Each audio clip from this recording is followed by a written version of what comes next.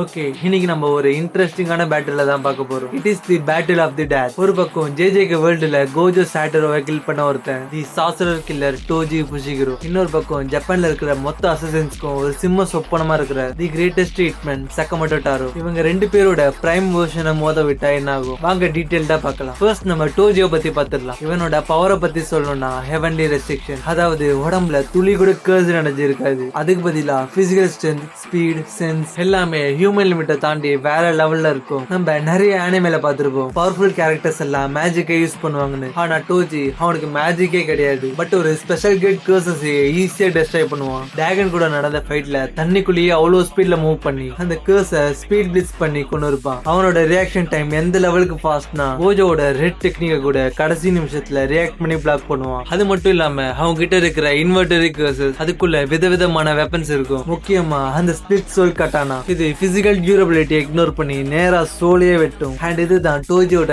மிகப்பெரிய Trump card. அடுத்து நம்ம சக்கமோட்டோ தாரோ. இப்ப பாக்குறதுக்கு வேணா ஒரு கியூட்டான கடையில வேலை செய்யற ஒரு அங்கிள் மாதிரி இருக்கலாம், ஆனா அவரோட ஸ்லிம் ஃபார்ம், அதாவது அவனோட பிரைம் வெர்ஷன், அது வேற ரகம். சக்கமோட்டோட ஸ்பெஷாலிட்டி என்னன்னா anything can B A weapon. கையில கிடைக்கிற பின் சூப்பர் மார்க்கெட் ரெசிபி, ஒரு சின்ன சாக்லேட் கவரை வச்சு கூட எனிமிஸை காலி பண்ணுவாரு. டோக்கியோ டவர்ல நடந்த ஃபைட்ல அந்த டவர் சாஞ்சி விழும்போது தன்னோட பிசிக்கல் ஸ்ட்ரென்த்தை வச்சு அதை தாங்கி பிடிச்சிருப்பாரு. இது சாதாரண விஷயம் இல்ல கைஸ், இது சூப்பர் ஹியூமன் ஸ்ட்ரென்த். சக்கமோட்டோட ஸ்பீட் புல்லட்டை கூட சாப்ஸ்டிக்ல பிடிக்கிற லெவல். தி ஆர்டர் மெம்பர்ஸை விட இவர் ஒரு படி மேலன்னு சொல்றதுக்கு காரணமே அவரோட இம்ப்ரோவைசேஷன் தான். அதாவது சண்டை நடக்கும் போது அந்த இடத்துக்கு ஏத்த மாதிரி டக்குன்னு பிளான மாத்தி அடிக்கிறது இல்ல, சக்கமோட்டோ ஒரு ஜீனியஸ். இப்ப இவங்க ரெண்டு பேரையும் ஒரு நியூட்ரல் கிரவுண்ட்ல, ஃபார் எக்ஸாம்பிள் ஒரு பெரிய ஷாப்பிங் மால்ல மோத விடுவோம். பேட்டில் ஸ்டார்ட் ஆனதும் இது ஒரு ஹை ஸ்பீட் சேஸ் மாதிரி தான் இருக்கும். டோஜி தன்னோட ரா பிசிக்கல் ஸ்பீட்ல அட்டாக் பண்ணுவான், ஆனா சக்கமோட்டோ அந்த மால்ல இருக்கிற ஆப்ஜெக்ட்ஸை வச்சு டிஃபெண்ட் பண்ணுவான். இங்க கவனிக்க வேண்டிய விஷயம் டோஜியோட வெப்பன். அவங்க கிட்ட இருக்கிற செயின் ஆஃப் 1000 மைல்ஸ் வச்சு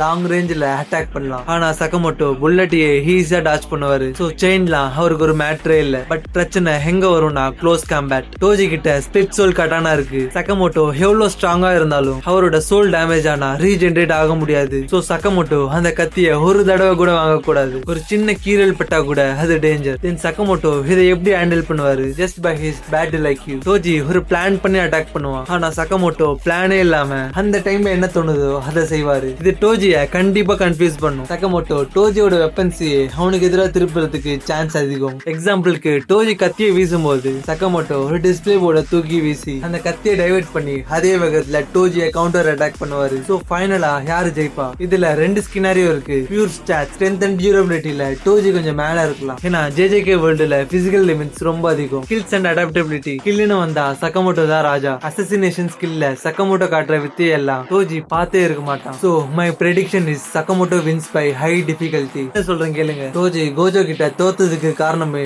அவனோட ஈகோ. அவன் நான் அந்த அப்பாக் சாசரரை கொண்டு நிரூபிப்பேன்னு அந்த ஈகோலயே ஃபைட் பண்ணுவான். ஆனா சக்கமோட்டோ அவருக்கு ஈகோவே கிடையாது, அவருக்கு தேவை வேலையை முடிக்கணும், அவ்வளவுதான். டோஜியோட ஸ்பிளிட் சோல் கட்டனா ஆபத்தானதுதான், ஆனா அது சக்கமோட்டோ மேல படணுமே. சக்கமோட்டோட மூவ்மெண்ட் பேட்டர்னை டோஜியால ப்ரெடிக்டே பண்ண முடியாது. கடைசியா சக்கமோட்டோ அந்த ஷாப்பிங் மால்ல இருக்கிற ஒரு வயரையோ இல்ல புரோக்கன் கிளாஸையோ வச்சு டோஜோட மூவ்மெண்ட்டை லாக் பண்ணி அவனை டிஸ்ஆர்ம் பண்ணிடுவாரு. ஆயுதம் இல்லாத டோஜியை விட வெப்பன் எதுவா இருந்தாலும் யூஸ் பண்ற சக்கமோட்டோ தான் ரொம்ப டேஞ்சரஸ். சோ ஒரு ரத்த கலரையான ஃபைட்டுக்கு அப்புறம் சக்கமோட்டோ டோஜியை நாக் அவுட் பண்ணிட்டு இனிமே என் ஃபேமிலி பக்கம் வராத அப்படி சொல்லிட்டு கூலா ஒரு கப் நூடுல்ஸ சாப்பிட போயிடுவாரு. நிஜமா இவங்க ரெண்டு பேரும் மீட் பண்ணா அனிமே ஹிஸ்டரியிலே அது ஒரு பெஸ்ட் ஹேண்ட் டு ஹேண்ட் காம்பேட்டா இருக்கும். நீங்க என்ன நினைக்கிறீங்க? டோஜியோட ரா பவர் ஜெயிக்குமா இல்ல சக்கமோட்டோட ஸ்கில் ஜெயிக்குமா? கமெண்ட்ல சொல்லுங்க. இந்த வீடியோ பிடிச்சிருந்தா ஒரு லைக் பண்ணுங்க, அது சேனலோட growthக்கு ரொம்ப ஹெல்ப் ஆகும். இதே மாதிரி வேற ஏதாச்சும் இன்ட்ரெஸ்டிங்கான வீடியோல பார்க்கலாம். Peace out.